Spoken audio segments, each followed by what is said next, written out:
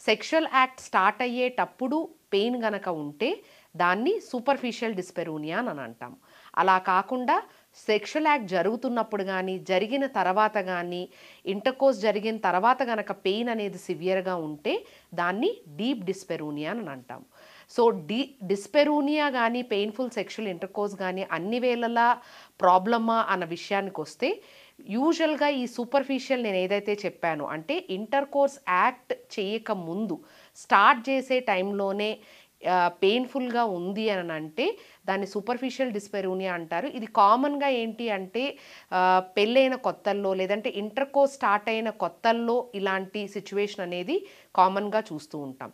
అలా కాకుండా డీప్ డిస్పెరూనియా అంటే సెక్షువల్ ఇంటర్‌కోర్స్ జరుగుతున్నప్పుడు పెయిన్ ఉండటం గానీ, ముందు ఇంటర్‌కోర్స్ చేసుకునేటప్పుడు పెయిన్ లేకుండా సడెన్‌గా ఇప్పుడు గనక అంటే రీసెంట్‌గా ఇంటర్‌కోర్స్ జరుగుతున్నప్పుడు పెయిను, లేదంటే జరిగిన తర్వాత పెయిన్ గనక చూస్తూ ఉంటే మాత్రం దాన్ని డెఫినిట్‌గా మీరు గైనకాలజిస్ట్‌ని సంప్రదించాల్సి ఉంటుంది.